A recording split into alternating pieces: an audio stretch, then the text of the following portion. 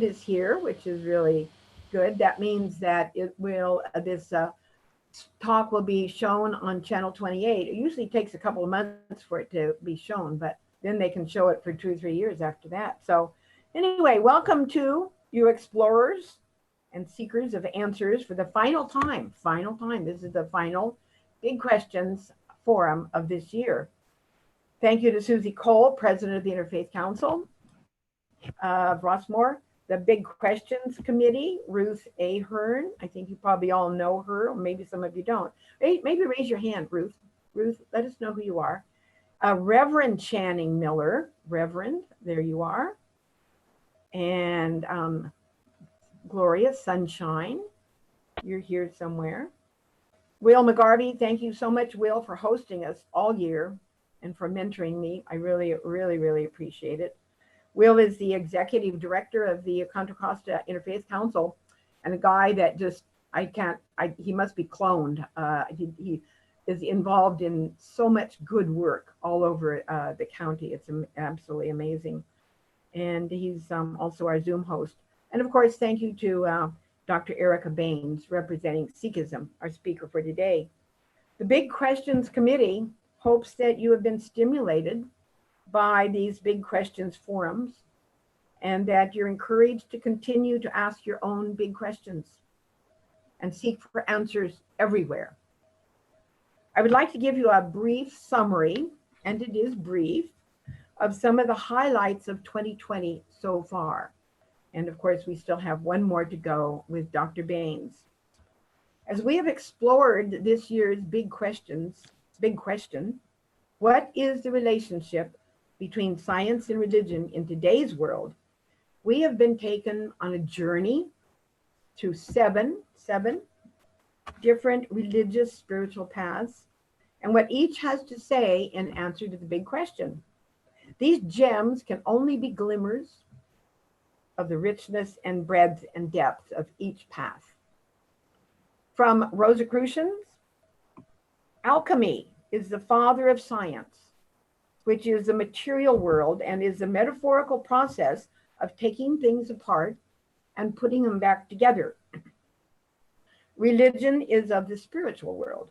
Know thyself, meditate, listen to the master within. Know that God gives away love as easily as water.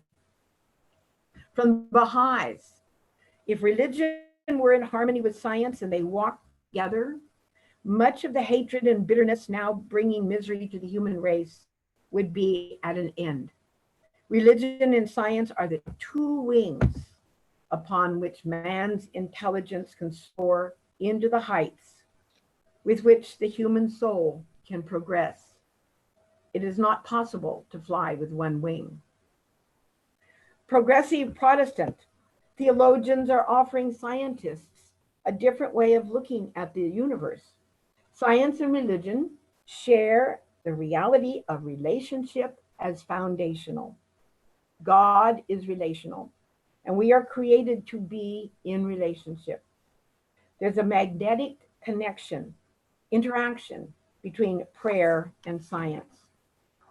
In Sufism Reoriented, science has confirmed there is a creator. How else could the universe be so perfectly tuned? Science looks at data. People can experience God in their personal lives. From the Pentecostals, religion is intimately woven with the sciences. God is seen in nature, science. In the African American church, there is a belief that the divine healing is paired with medicinal plants, and a synergy exists between science and religion in the healing arts. This is represented in medicine and faith as biology and soul.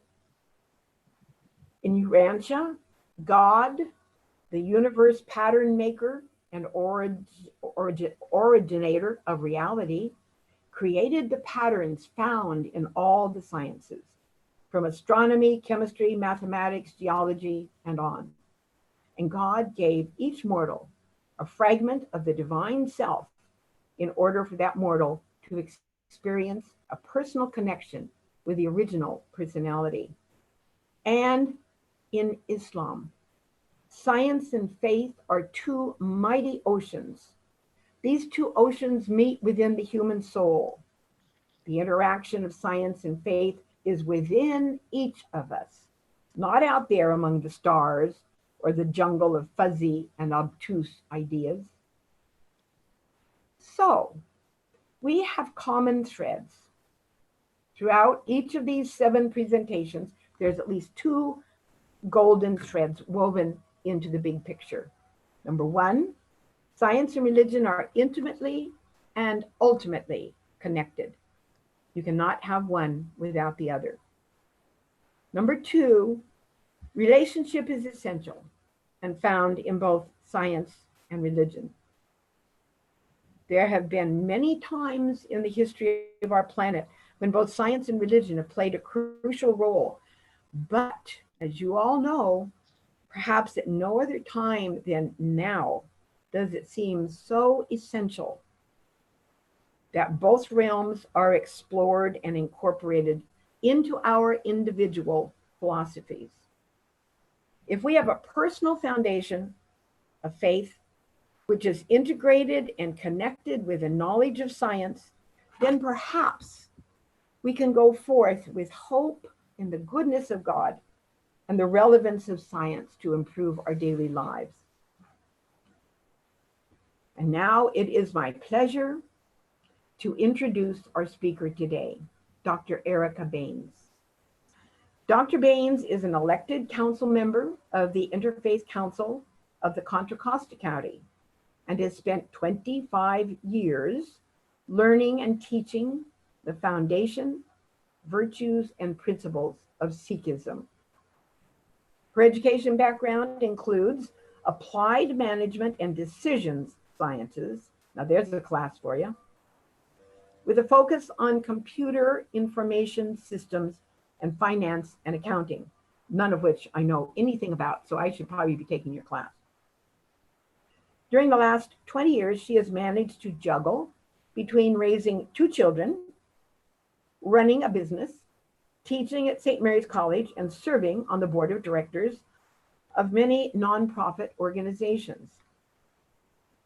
Currently, she serves on the board of directors of the East-West Association of Sikh Women for World Peace, the Friends of Wagner Ranch Nature Area in Orinda, which is a nature and environmental preservation group, Standing Straight, a medical mission group, and Food for Thought, an organization that helps provide food for the impoverished Richmond families during the end of the school year holiday season. During her spare time, it's hard to believe there is any spare time with all of that, but during her spare time, she enjoys farming, studying, and growing organic food. I present you with great pleasure, Dr. Erica Baines. Thank you, everyone. And thank you, Sarah Wilmacathy, for allowing me this time to speak on the subject. Thanks for inviting Sikhism. I will do my best to represent the Sikh train of thought on this subject, the relationship between science and religion. Based on my evaluation of both science, for the last 5 decades, I've been studying science, and also my understanding of religion, the Sikh religion mainly, both are involved in the exploration of the ultimate truth.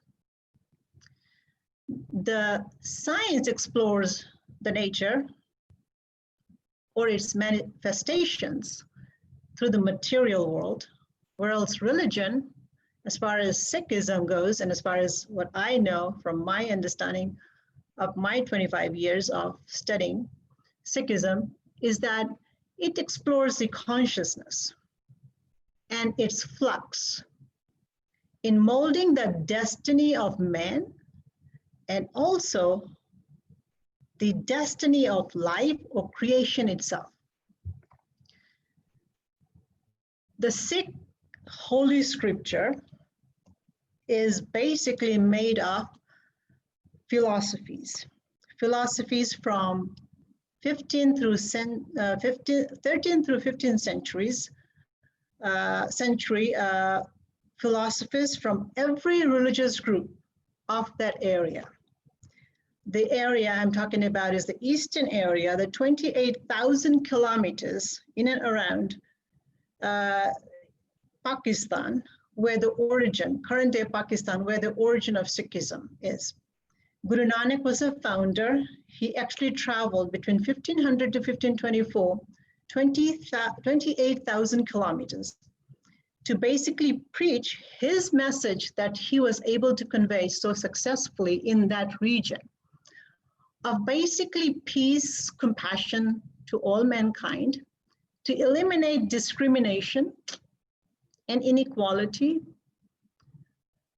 to teach and explain the need to protect the earth, the air, the water, and to convince mankind that there was just one God. So he traveled all through India, Sri Lanka, Nepal, Tibet, all up north from India, across Middle East to deliver this message. During his travel, he came across areas, cultures, beliefs, and he collected the work of the saint mystics, poet mystics of that time, of that region, from every religious group of that area at that time. This then became the collection, his collection. In the 16th century, Guru Nanak, by the way, from the 15th century, collected the works of philosophers from 2 centuries. In the 16th century, one of the gurus, Guru Arjan, actually compiled some of the work, not all, into the Holy Scripture, currently called the Guru Granth Sahib Ji, which includes 5,894 composition philosophies of the works of these 36 saint mystics of Muslims, Sufis, Hindus, and every single religion of that time into this one common book. Naturally, some of the works did not make it because, of course, the rulers of that time had some restrictions. It wasn't until another 100 years in the 17th century that Guru Gobind Singh Ji, the last Guru, the 10th Guru, basically said to the Sikhs, to anyone willing, that here is a foundation of knowledge for a human to study. If you wish, this be your teacher. This group of philosophies, in this 1430 pages, be it if you want to learn, here is the knowledge base. That later became the foundation of 5 different men of different walks of life, of different religion and different groups who came together and formed this group called the Sikhs. Sikh stands for the learned one. The basis of the learned one is this scripture, 1430 pages, 5,894 compositions of philosophies from 36 different saints and poet mystics. In the earlier days, in the 16th, 17th, 18th, and up to 19th century, science too was defined as knowledge or study. This is exactly what Sikh, or the learned one, means. So what then is the definition? What then is the relations between science and religion, based on Sikhism, that is? First, let's look at a deeper explanation or definition of these 2 words. Prior to the 19th century, as I have said, science was defined as knowledge or study. Today, as per the Science Council of the world, there is a common definition that has come together, and it basically is the pursuit and application of knowledge and understanding of the natural and the social world, following a very systematic, I didn't mean to say the word very, the World Council says systematic, methodology based on experience and evidence. This methodology includes objective observations, which can include measurements and data, possibly but not necessarily math as a tool, It includes experiments using benchmarks for testing hypotheses, inductions, reasoning to establish the general rules or the formula based on which we will conclude. Repetition. For science to conclude, it must be repeated and the same result must be achieved again and again. Also, as a general rule, for science, there has to be critical analyses, verification, testing, critical exposure to scrutiny, peer review, and even assessment. So that is the general explanation of science and how it comes to examine and then an explanation or a conclusion. As we know today, there are 4 branches of science. The first one is the mathematics and the logic. Those are abstracts, and they serve as formulas for other sciences. The other 2 branches are part of what's called the natural sciences. The first one being the living sciences, study of organisms, microorganisms, humans, plants, and animals, so on and so forth. And then the second category of natural sciences is the physical sciences, which is, the first one is life science, second is physical science, which is chemistry, physics, astronomy, geology, and so on and so forth. The 4th branch is the social studies, social sciences, which is basically a study of society and a man's relationship to it. Subjects like anthropology, law, economics, political science, sociology, psychology, social science, sociology, social studies, geography, all of these make the social sciences. Now, that is the definition, and those are the branches of study of sciences. Religion, unfortunately, after centuries and centuries and centuries of studying, has come up with a Western definition that has stuck, and that is reverence for a super being. It is such a definition of importance that even for an Eastern religion to be classified, or any group of belief to be classified as a religion, it must meet the criteria and stand the scrutiny to basically have that definition. As a matter of fact, more emphasis and focus on religion and religious study, or the science behind religion, has been just coming up with an acceptable definition. And now that the Western world in the 21st century come up with the definition, that has become the criteria for understanding religion as a science or a subject. We'll move forward because, as you probably think, I might be one that might have a bit of a disagreement with the definition. But I will go on to say, okay, we will accept that as the definition. But let's now look at the philosophies, or the Bains, as they're called in the Sikh scripture, the 1,430 pages of the 5,894 compositions of philosophies of various different saints, mystic saints. The Bains informs us on the matter of just one example. I'm going to give you cosmology. So we will look at the relationship between science and religion based on word for word what's said in these Sikh philosophy or in our Holy Scripture. Space and time, it says exactly, starting on page 83 of the Sikh scripture, space and time were created at the epoch of Big Bang, and creation process has occurred several times. The universe was created, it says, out of Sun, the phase called cosmic void. Billions of years ago, it said, in the 15th century, this was said by Guru Nanak himself.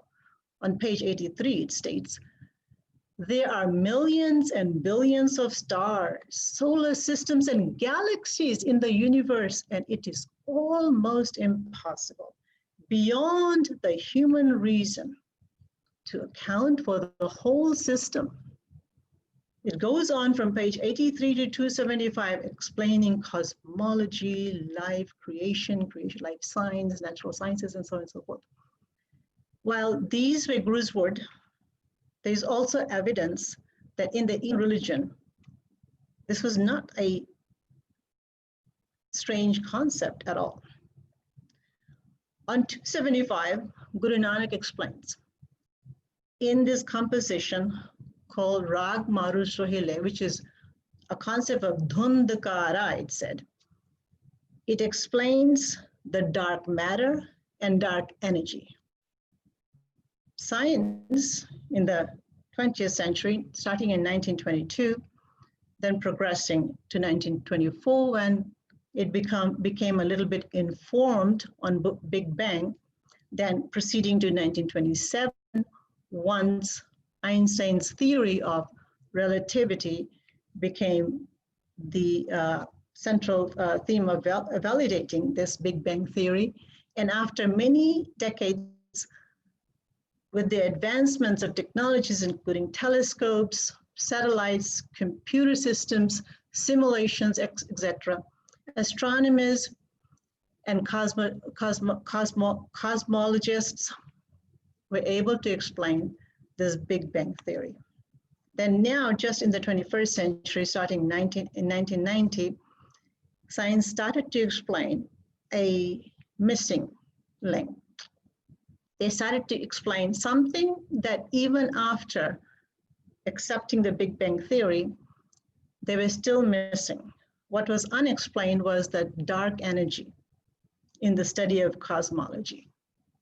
The Bains philosophies, be it a spiritual, mystical proclamation as science claims it to be, or just some reverence of the supernatural, super being, or just some predictions and theories, they seem to have explained cosmology, nature of reality, origin and evolution of life, relations to microcosms and macrocosms, and consciousness consistent with what modern science, even now in the 21st century, have just now confirmed or have started to understand.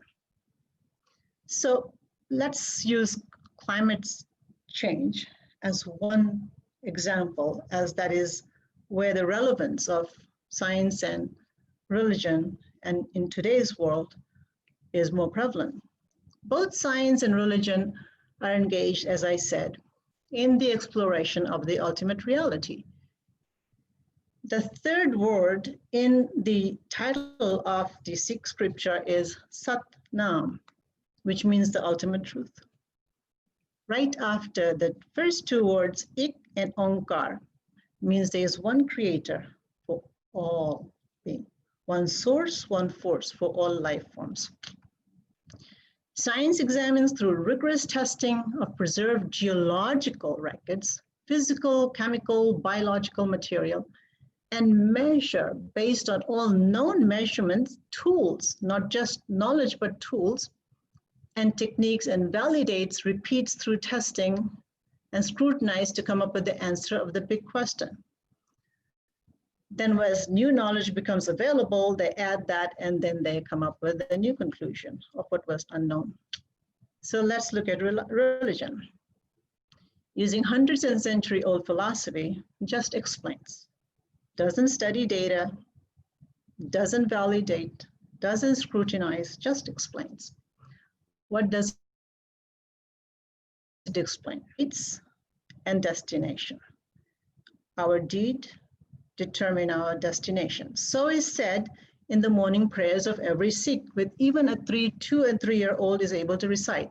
Pavan Guru Pani Pita Mata Dharth Mahat. Basically, in this example, in Sikh prayer, early morning prayer, it is said that the air, the water, the earth, they are the breath, the source of life, breath that is oxygen that allows thinking. There is water, which is the source of life, and there is earth, the great, the teacher, the source of life, the house of life. But it ends that morning prayer, besides after going into explaining about the fall and the rises, the day and the night, and the need to sleep and rejuvenate our thinking and so on and so forth, it explains that they are long and they're short. They're short and long-term consequences for every action, deed being our action, and destination, short as well as long-term consequences as the destination or destiny of the deeds. So it is said in the morning prayer of the Sikh, preserve the quality of air, water, and earth, deed. And then the consequence will be clean air, oxygen, and of course the earth, the teacher, the house in which we can live. In the short term, we may see some consequences, such as we may have poor quality air, water may not be suitable and cause diseases. In the long term, what we will have no earth. There will be no earth, there will be no teacher, there will be no need for science because there will be no life. There's no house, there's no existence of life, there'll be no need for science. So says in the Sikh scripture. And not only that, just in the early morning prayers.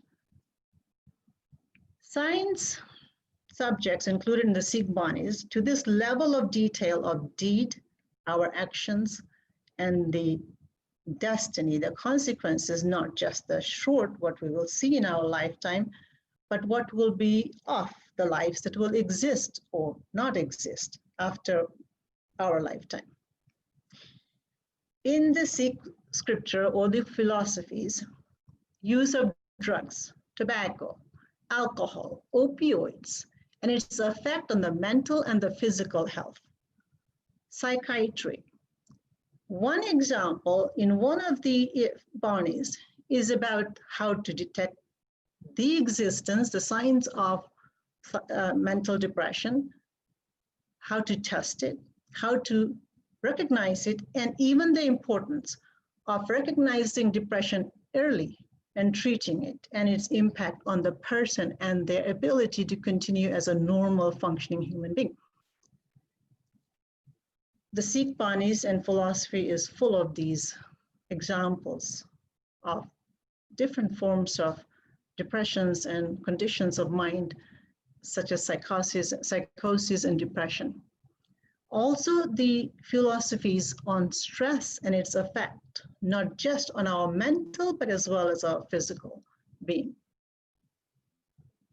is explained in extreme amount of details. A lot of Eastern studies in the last 30 years alone have started studying the effect of meditation on Alzheimer's and functioning of a human being, acuteness of decision-making, as well, even not just meditation as a tool, but just someone who prays using the Psalm of Peace, the prevalence in the occurrence of hypertension in people or certain diseases.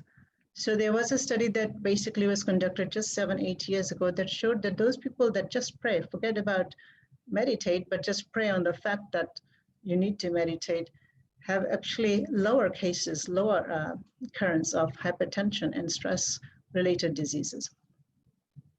More than anything else, the Sikh Banis, the philosophies, basically discuss the deeds of human beings that are related to inequality and its effect on society or functioning society or a peaceful society. The effect of greed and power and its effect on human morale and the devastation and the destruction it causes to life, and then how that impacts society in which we actually live. When it comes to economic power and compassion, how these two are related. Regarding social science, Sikh Banis states, the philosophy states that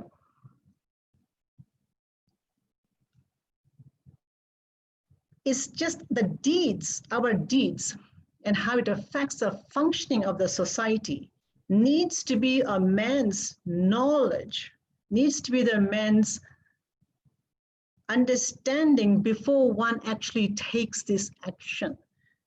For a functioning society, Guru Nanak said that we need to understand that how we treat people on the earth is how the earth and the functioning of the people on the earth will be. For example, it says that succumb to your egos, your greed, your need for power.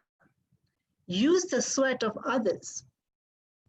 Hurt the soul of other God's children. But don't forget the dismays it will cause to not the lives as you may see it, but the future generations, other God's children that are to come. You then become responsible for the chaos in the society, in the life later on.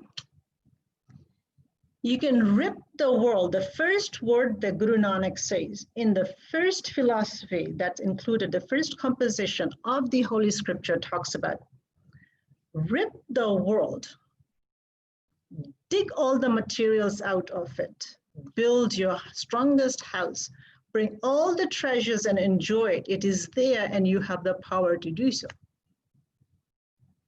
But then what? Then what? What happens to the earth?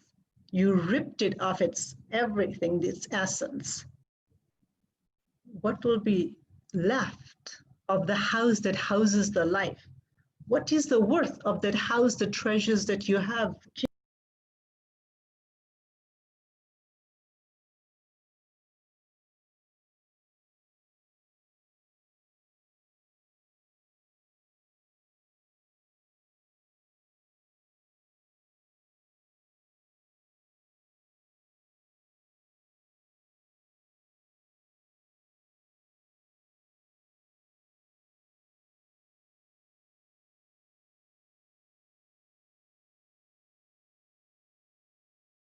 And more anger. There will be a time when the society won't function. We might have just seen this on the streets of America alone. Guru Nanak added these words to every single 2 lines as he was talking about ruin the earth and dig the earth of its treasures, succumb to ego, succumb to using the sweat of others as slavery to build your own empires. Succumb to ego and revenge and go fight and kill others. Every 2 sentences he added this word. And it is where the definition of religion comes in, reverence to a super being. Don't forget to include in every decision making, every action you take. Don't forget this knowledge is there for you to study and to apply. That there is one creator of all creation, one force, one source. Remember him. For you see, we are that same force. Work together as a group. The force will be stronger. The light will be brighter. But work against each other, rip each other apart. The force will deteriorate. Creation will end. There is only one creator, not 2. There isn't one that goes around and basically fixes things as one creator's house is broken. There's only one creation. Life depends on just that one. And that's all he says. This is the knowledge. This is the study. You are a Sikh. You have this knowledge. It is up to you to apply it. In summary, Sikh religion and science, in terms of climate change, in terms of the discriminations, whether it be of gender or color, whether it be of the violences that we see, whether it is the need for power and greed. Religion actually explains the consequences of these inequalities, discriminations. Science, for science, these are all data. Science will study it later, accumulate the data, use various tools. They will validate it, various different reviews will be conducted. They will conclude what might have been said, be it a religious vision. They might just conclude, or they will conclude, because the data will be there, that this is what led to the collapse of the beautiful functioning society that one creator had created. And science will also use the same data to show that who was the cause, what was the cause of this destruction. Now, the thing is, we're in the 21st century and 2020 is here and we're seeing a lot of things. And I'm just going to add this as a conclusion, as a summary. This is not what Guru Nanak or any other philosophers said. That do we want as people to wait for that time that there is no life, there is no house? Do we want for there to be no science? Because if we destroy all of it, the creation, what then is there for, what good is there for science to exist? There will be no teacher. There will be no life to study. There will be no earth. Earth is the teacher, as it says in our morning prayers. There will be nothing to study. Do we all want to wait for that destiny? Our deeds are our destiny. As a Sikh, Sikh stands for the learned one. The knowledge base for Sikhs is the Holy Scripture, which has 5,894 compositions of various different scholars, philosophers of all different religions in that area, from that area. This is the knowledge we have. Religion offers the knowledge, the tools. What we experience is the data. Science takes that data and science studies it. It will conclude what religion of the 15th century, at least from the Sikh perspective, has already said. Could it not be better that we all, perhaps just for the sake of reverence for a super being, if that's the definition that's acceptable to all, could it not be that we could just take that as enough and take the religious, call it predictions, and commit to those deeds or come together as one force and not take the chance of basically destroying this only one creation? I think it's worth it. Earlier, Reverend had asked me, what is the saying in the Sikhs, as we start a prayer, as we end a prayer, and I said it is a long one. Today, I will just go ahead and say it. At the beginning of anything and at the end of any prayer, we say, Vaheguru Ji Ka Khalsa, Vaheguru Ji Ki Fateh, and you'll hear this a lot from all Sikh scholars. Basically, Khalsa is a commitment to principles. It's a commitment to knowledge. It's a commitment to virtues. That is the Khalsa. To reach the ultimate truth, we need the commitment to these virtues, principles, and knowledge, and use that, apply that for our deed. And the second line is Vaheguru Ji Ka Khalsa, the commitment to the deeds, the virtue, and the knowledge as a deed. Vaheguru Ji Ki Fateh. Fateh is the conqueror. That's a Persian definition of the word. At the end, we can, as a group, if we commit to this principle, knowledge, and virtues, we can actually conquer. We can actually solve these problems that we have created.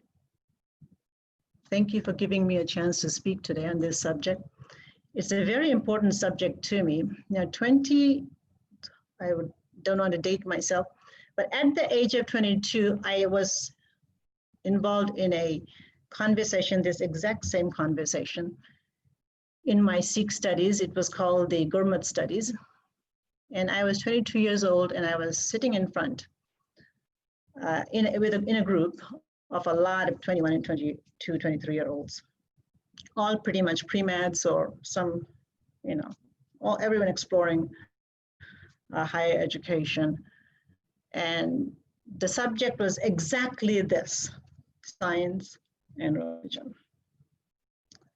And I remember exactly what I said that day to the Papaji, and Papaji stands for father, and he was the head teacher of my Sikh Virtues studies. And I said, religion is just a way of conveniently explaining things. Just when there is no answer, religion just basically has to offer one, as if there has to be a conclusion to everything. But 3 decades later, I understand differently, because my teacher, Papaji, had said at that time, well, what allows you to reach that conclusion? What knowledge base? Where's the base of your knowledge, he said. I said, what do you mean knowledge base? You just said so.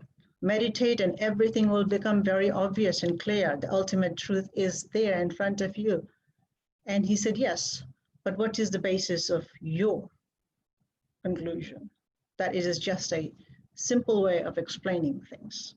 Because when religion can't answer, it just basically has to say, everything is in the hand of the super almighty. And he said to me, as he said to the other 25 students at that day, we have the tool. You are the scientist. You need tools, you need methods, you need knowledge. Well, look at the scripture. 5,894 pages, he says, of philosophy, just 1,430 pages, not a lot. It is not going to be something, that you will have to do in your PhD studies. It's going to be a very small amount of data. That is your knowledge base. The tool is your scripture. He said, look into it. And he said, promise me one thing. When you do become knowledgeable, remember that knowledge is worth nothing unless we can use it and apply it. And so my conclusion is, I think we probably should apply, because religion has given us the knowledge. Deed has destinies. And I think we should just accept what religion teaches us, that to every deed, there's a destination. Deeds determine our destination, and we should perhaps apply that. It will lead to a better world if we all came together as children of one creator, applied the knowledge we know, lead to better deeds, and I think the destiny would be a lot better one than if we did not. Thank you very much for this opportunity.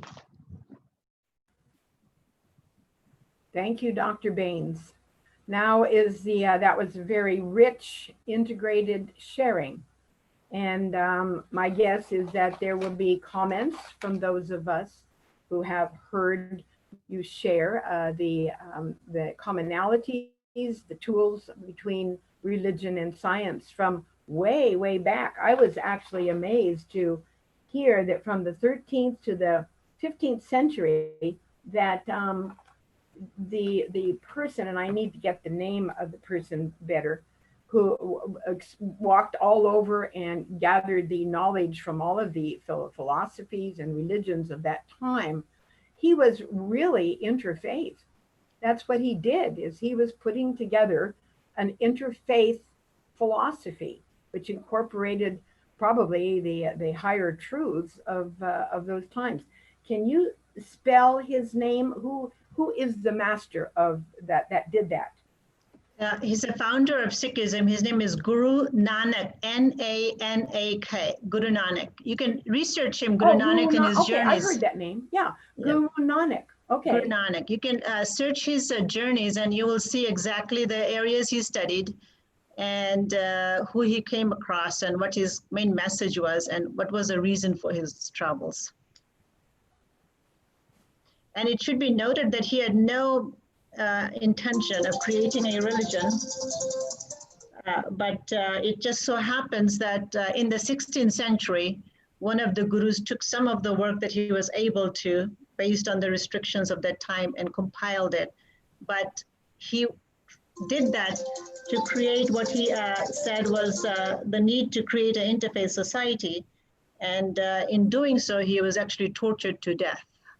Ah, Guru Nanak was tortured to death, or one of his disciples? Guru Arjan, a century later in the 16th century, Guru Arjan actually compiled the works that he had actually gathered. And knowing that he was going to be killed, and he did it just for the sake of creating an interfaith dialogue. So in the 16th century, Guru Arjan actually compiled this work, the 5,893 compositions. But for 100 years, this book was actually destroyed many times and rewritten many times. And the 17th century, finally, this book, with one more prayer at the end, therefore becoming 5,894 compositions, became part of the knowledge base of the Sikhs. We have a question from Channing to everyone. So this is now open to everyone. And Channing, let's see, where is that question? I lost it. Oh, did the Sikh people have to go to war at any time in history? If so, what caused it? And if not, how could they have avoided it? So I think that's a question for you, Dr. Baines, and for everyone to listen to your answer. Okay. So yes, in the 17th century, Guru Gobind Singh Ji, the 10th Guru, basically had to go to war. And the war was sort of forced upon him. The emperor of the time, Orinda, had basically invited the 10th Guru to come and discuss and negotiate the terms of the Guru's understanding of religion, and one race for all mankind was the reason why the emperor wanted a discussion. While Guru was traveling with his team of 40 people to go meet the emperor, 10,000 men from Afghan were ordered because the emperor was worried that if he asked the men of Pakistan region at that time, or northern India of the time, to come and attack the Guru and kill him and his force, that they might actually not do it. So the emperor actually ordered 10,000 men from Afghan soldiers to basically get to where the Guru was supposed to take rest in the evening, so that he could, be attacked and killed. So when Guru actually was resting in this building and found upon himself 10,000 soldiers, he had to basically fight the war. He had to fight because he had two sons, 14 and 16 with him, and 38 other men that had come along with him. So he basically fought the war. And this war is actually, there's a composition, it's called Zafarnama, it's written in Persian. And Guru Gobind actually lost all of his men, including his two sons. All the while Guru Gobind Singh Ji was, was met with this 10,000 soldiers, every one of them who died. Guru Gobind escaped, not with one, he says, a hair on his skin touched by these 10,000 men. He fought the war, won the war. While he was fighting this war, and that he went back, he was met at home with the news that while he was asked to go meet the emperor to explain why he believes men are of all the same race and everybody should listen to this interfaith dialogue of all coming together, he had a 7 and a 9-year-old son who were basically bricked alive with their grandmother in the frozen conditions. to basically, as a security for Aurangzeb at that time, that if Guru Gobind Singh Ji made it alive with his 10,000 men and his 40 men, he would get home and 2 of his youngest sons would have become Muslims. And therefore, whether or not he wins or loses this war, he will come home to his youngest, the only 2 left sons, to have become Muslims, and therefore he would have lost. Well, when the Guru comes back, Guru Gobind Singh Ji came back after winning this war, or actually basically killing these 10,000 men, unfortunately. He gets home to only find the 7 and the 9 men, 9-year-old boys, had decided to freeze it to death in the brick, and who were basically bricked up instead of give up their religion. And at the end of this, as he got home, Guru Gobind Singh Ji explained to Aurangzeb in a Persian document called the Zafarnama, what now? What now? So I was attacked. I had to kill. I had to come home to have lost everyone. But Zafarnama means the moral victory. Yes, you've made me fight a war. Yes, I have killed many men. But the moral victory belongs to me, for I was attacked. I did not kill. I survived because I had to. But what have you done? You believe in Allah, and so do I. The judgment day will come soon. I will be there, and so will you. I will, yes, I confess to you, I have killed and I've been to war, but you put me to this test. You actually tried to kill me. God saved me. But what I want to ask you is this: a man of prayer, people say you pray 12 times a day. What is the worth of prayer that you could not have respected for me to have just come and explained my position? So yes, there was a war. And as a matter of fact, Guru Gobind Singh Ji wrote that very letter. It was very, very saddening to hear that. And he wrote that it's actually a 112 sentence long letter in which he explains the pain of war, the pain of seeing blood of men lost for no good reason. So we have another question. Sandra is asking, what is the early morning prayer? It's called the Japji Sahib. And the Japji Sahib start with the word that I just said, Ik Onkar. Ik means one, creator of all. That is the ultimate truth. So it starts with that. And it ends with Karmi Apo Apni Ke Nere Ke Dur, which means to every deed, the deed leads to our destination. There are some short-term, one that you may see in your lifetime, consequence, and there are a lot of long-term that you may not see, but the reality is your deeds do lead to consequences. And even with whether you see it or not, they are real. This you must accept. And one more, the word that was fought by the Gurus was by the 9th Guru, and it was Guru Tegh Bahadur, Guru Gobind Singh Ji's father. I forgot about that war. In that war, all men that were not Muslims in the region that's Kashmir today, all the heads were captured. And the 9th Guru decided to go to their defense. Well, first he went to ask the ruler to spare them, for there is no sense in killing men because of their religion. And so as he went, his head got cut. And today in Delhi, there is the head of that guru in the Sikh Gurdwara. It's called Shishkant. And so that was the war he led to save the men. Unfortunately, his head got cut in that war. Thank you. So do we have any other questions or comments from those of you who are attending? We'll give a moment. Raise your hand or just go ahead and speak. Remember that you're probably muted. What? Is the Sikh religion have a leader at this time, or is there no leader? Yes, we have a leader.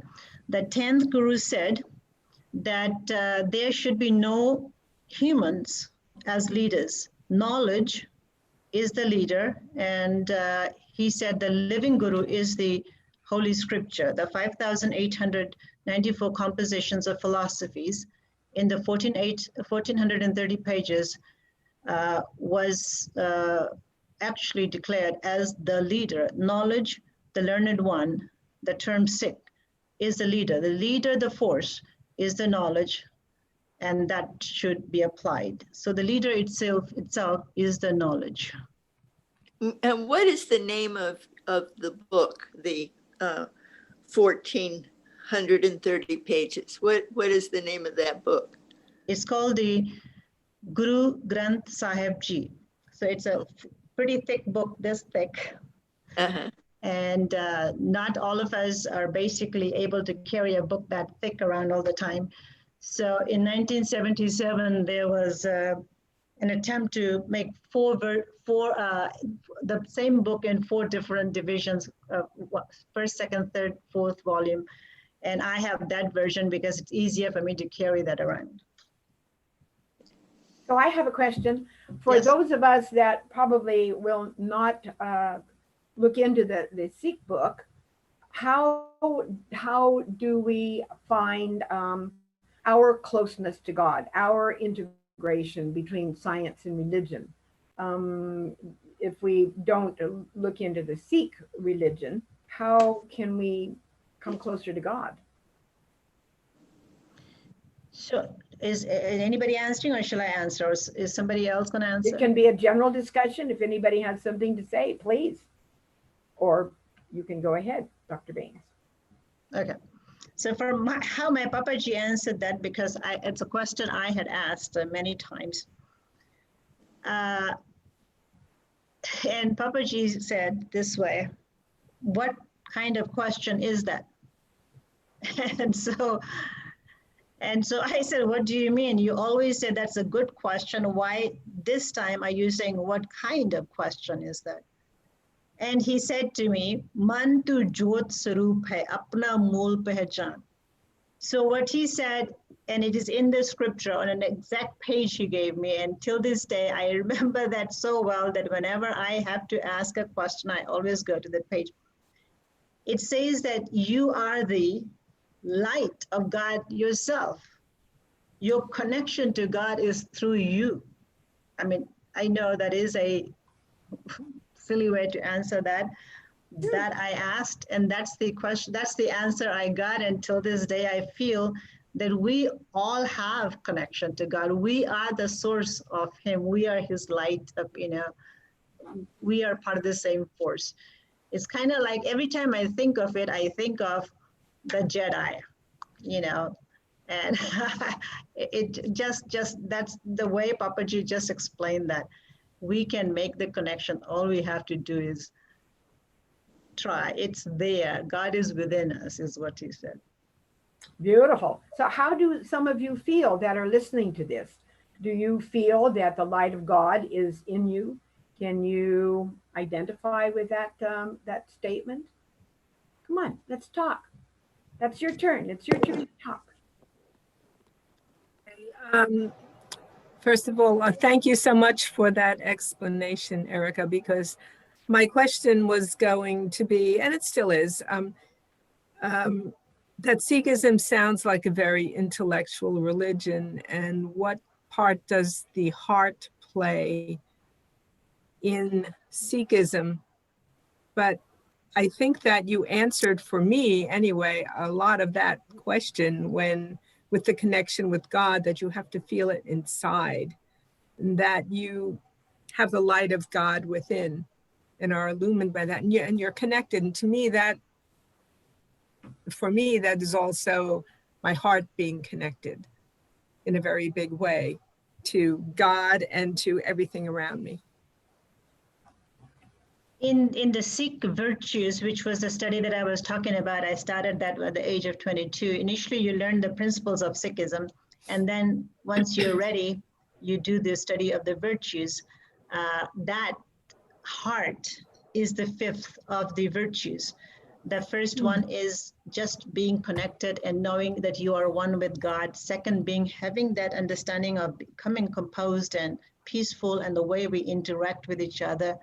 The third being humility, and the fourth being compassion. The fifth being basically love, one we feel from within. And that basically, the 10th Guru said, if you haven't used that virtue as a way to relate to each other, without love, you have not actually connected to God. In other words, love is the way.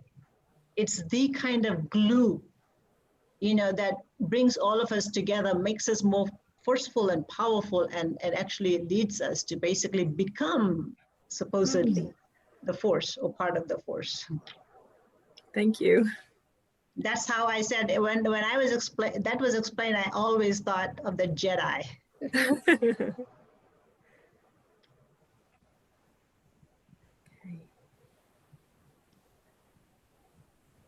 Erica, Yes. thank you very much.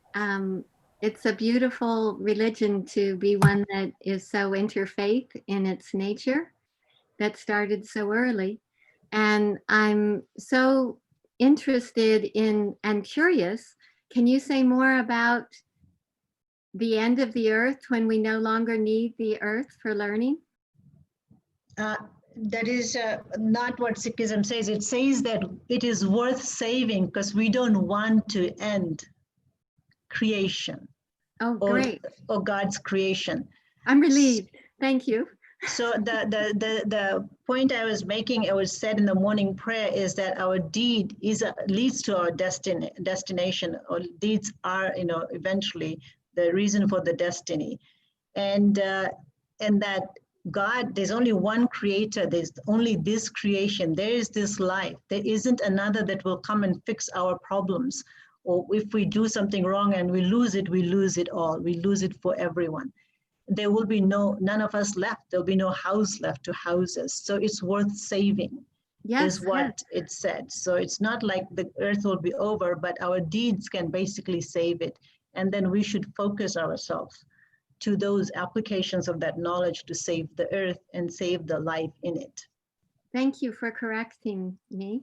And then the other thing I'm wondering about is, if we are evolving as a people and the religion is based on written scriptures that have been collected, and yet we are evolving, how do those scriptures change, or do they change to reflect the changes in our hearts, minds, and souls?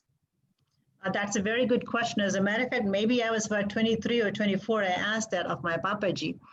And this is the way he explained it to me. And I haven't found a better explanation, maybe because I'm lazy and I have decided to make him my teacher. But there are some things that are evergreen, he said, or there are some things that are basically, basic, that it will not change. Yes, many things will change. Circumstances will change. The condition of ears will change. Your health may change. But certain things, certain basics are evergreen, he said. So what's captured in the composition, the knowledge base, he said, is the basic concepts. They don't change. Aspects of it might change, if that kind of answers the question. So to be honest with you, I have never really bothered to explore that, but that is definitely a criticism. And I am the first to criticize that when I look at the compositions, that 5,894 pages, it is in a language that predates Sanskrit, which doesn't exist. So obviously a language that predates Sanskrit doesn't exist. It's a Persian-based language. So we have to really learn that language. It takes time for us to even read the scripture. And you have to say, why doesn't that evolve? Why can't we change this in today's language so we can all have access to it? What's the use of knowledge when it's not accessible is my own criticism, because the scripture is written in the original 13th century, 14th century, 15th century language of 36 different speakers, or and they have various different languages. And so that becomes a difficulty of reading the scripture, which is full of knowledge. It's called the knowledge base, and yet the excess of the knowledge requires for you to master those 36 different pre-Sanskrit languages that don't exist. But the thing is, as my Papaji used to say, so what's the problem? You are the light of God. You should be able to master that. So you're right. There are certain things that can evolve, and one of it is basically, can we rewrite the scripture so it's accessible? But the ideas do not evolve. I mean, those are the same principles, the virtues of love and compassion and peace and calm in which way we react to things, and humility and reverence and something super being. Those are all basic concepts that don't evolve. Thank you. Thank you. Thank you. It was a great question. That was my own question a long time ago. Annie, go ahead. Hi, Erica. Nice to see you. Hello. Hi, Thank you. Channing. So much for your talk today. I learned more than I have in a while, even from my seminary. I've learned more about your Sikh religion. I was just wondering, I mean, I know a little bit about the deeds of the Sikh community, but since so much is dependent on deeds, I'm just wondering if you could outline some of the main deeds that the Sikh community performs, like the hunger, the food, yeah. Okay, so basically, like, we have a lot of different groups that focus on some of the deeds. And the first and foremost is to meet the basic needs of any human around you. And that is obviously food and shelter and things like that. So in each one of the Sikh gurdwaras around the world, and right now, even though a lot of gurdwaras are closed, the Golden Temple feeds as many as 100,000 people a day. So as far as deeds go, the underlying is things that basically helps others meet the very basic needs of survival. So there are there's actually, that's the essential service of every Sikh Gurdwara, to have daily breakfast and dinner at any time ready when someone shows up, so that there is food. Food, water, and shelter is probably the biggest focus of the Sikhs. As was the case of coronavirus in New York, 30,000 meals were prepared for the Brooklyn area at the request of the mayor of New York. And in Delhi, housing for all the healthcare professionals was provided at each one of the Sikh Gurdwaras. So basic shelter, food, and water is the basic deed that one must, even at a very elementary level, must provide. Obviously, there is the need to preserve water, air, and earth. And so basically, you will find a lot of Sikhs grow their food. For some reason, they just feel that it's important for you to connect to nature and whatnot. That's one of the reasons why there are various different Sikhs committed to basically preserving the climate. Annually, one day out of the year, the Gurdwara is committed to just lectures and just talks on climate and change and the importance of saving the earth and having clean water and air. As far as peace goes, and as you all know, I'm part of the East-West Sikh Association of Women for World Peace.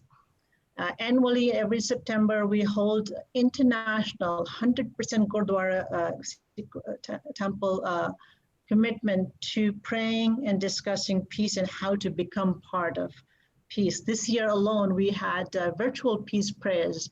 Up to 12 million people around the world was praying for peace. So these are some of the deeds. You know, we can communicate, help each other achieve that peace, teach and learn about meditation. And it is said, as far as peace is concerned, and one that sticks with me, is that Nam Japo and Avra Nam Japo. It means you be the doer, you lead by example. In other words, I can have a dialogue with you about preserving the nature if I myself can lead by example. So, that's one of the things that we have in Sikhism. It's not the knowledge, it's the application of it. It's the deed, it's what you do, not what you say. So that's why as far as I'm concerned, I've taken two of those applications. One is preserving the earth, and the other one is, of course, committing to peace. And you see a lot of Sikh, they call sevadars, Khalsa aid and whatnot. They're out there, fighting for, resolving inequalities, getting into war zones and rescuing people, and so on and so forth. I hope I have answered that. I know it's a very long question, Channing. It is probably a 3-day discussion. That's okay. I just wanted you to touch on the surface, and that was really helpful. I know how dedicated the Sikh religion is to doing the right thing, and not just for their own community. They're doing this for the surrounding community. So yeah, and Sarah, there's another question in the chat box. Oh, okay. Let's see. Who is that? Where am I? It was Ruth. Oh, yeah. Go ahead, Ruth, please. I think you pretty much answered that with the answer that you just gave. I was asking if there are practices in worship as well. I was asked about service, but you answered that one. Are there practices which you engage in together or individually that promote understanding of and dedication to your faith and working together? Do you have regular worships? Tell us a little bit about that. There is regular worship, of course. The Sikhs basically start early mornings, even at the age of 6 months, with prayers, which is the Japji Sahib prayers, committing to, serving the one creator, and so on and so forth. And also, earth, air, and water on a daily basis to make sure that we respect that. We do have Sunday prayers at the, Sikh Gurdwaras, and it's more a reason to come together, sing hymns together, and also join in what we call the langar, which is sit together on the floor, everybody eat together. The meals are prepared by, 1 or 2 families, nothing catered or anything. It's just basically whether there are 10,000 people or 5,000 or 2,000 people come, you basically have whatever basics, everybody sits down and eats together. It's called a pangat, with the langar. In other words, everybody sitting together. And in the prayer rooms, everybody sits down and sings together along, guided with some of the, a chorus, 5Gs they called Gyanis, or the singers. So that is something that we do on a Sundays. Purpose of that is to come together as a group, to sing together, sit together, eat together, talk together, get to understand each other's needs and stuff. And sometimes we just say just to listen. So that is the purpose of it. Sikhs basically believe that deed, your action, and not the prayer. Virtues, not what you do. Virtues such as, meditation and, being part and create peace around, and humility and love between each other, as well as compassion, is what really, religion is about. It's not about prayer. So yes, there is at the end of the singing hymns, there is the prayer, but the purpose is not to have a prayer, is to come together, to listen, talk, and sit together and eat. So, all of us are always looking forward to chatting, because in the prayer room, we're just basically singing, and as soon as the prayer is over, we all head out, and then whoever we're sitting next to, there's no arrangement. First come, first serve. You may be sitting next to a 2-year-old kid or an 80-year-old man. You just end up speaking and listening and, sharing. That is the tradition. Thank you. So did you say the origin is Persian? The languages, the basis of the language that is the basis of the 13th through 15th century philosophies, the works that was collected. Not all, but some of the language is, predated Sanskrit, because the Pakistan region is where Sikhism, came, about. And so, yes, that's the origin of it. The language itself is called something else, but it's called Shamukhi. And so the origin of it is, it's actually Indo-Aryan language with a Persian base. We're about at the end of our session today. And Dr. Baines, I want to thank you so much for presenting us with a beautiful integrated religion. I too have learned so much about how the Sikhs walk their talk. And you fit in so well with the golden threads that we found in, I would say, all of the other religions that we've been presented with over the last 4 years. There's one creator, there's a light within us, we live our virtues, we walk our talk, we help each other. And these golden threads go through all of the religions. It's just really very heartening to find the way that religion comes together. And many scientists now are embracing religious philosophies and concepts. The science and religion are coming together. So, Will, did you want to say anything before I end up our session here? You all did great today. What an amazing conversation. Beautiful, beautiful. So, my friends, many of you I have seen throughout this year. And I thank once again, the Big Questions Committee, Reverend Channing Miller and Gloria Sunshine or Ruth Ahern. And this is the last of our forum, but I certainly hope that for this year, I will keep the list. And the Big Questions Committee is looking now at the next big question for next year. So please, especially for those of you who've been with us so long, let me know about, let me and the committee know about ideas that you have for the next big question. You have an idea of what we mean by big questions. And we will be planning our 5th year, 5 years. And and once again, thank you, Will, for hosting us. Channing, you have your hand up. Right. I would just like to say, Louder? I noticed. Can you hear me? Barely. Go ahead. I noticed that there were some people who were in the audience who are brand new to our series, and I would just like to welcome you to come back next year. And I know Sarah will add your names to her list. And so if you have any contributions towards the question for next year, please send them to Sarah. And we are a very interactive community. So we're not just here planning for you, we also are trying to incorporate your ideas and integrate that into our curriculum. So just thank you so much for everything. Thank you, Dr. Bain. Thank you, Sarah. Thank you, Will. Thank you, everyone. Thank you, everyone. God bless you all. And we go forth to do our deeds. Thank you so much. God in us. Thank you. Thank you, Will. Erica, where is the closest temple? Depends on where you live. Where do you live? Walnut Creek? So either the El Sobrante or the Bay Point Gurdwara would be fine. There is a Livermore Gurdwara, if that is closer, I don't know.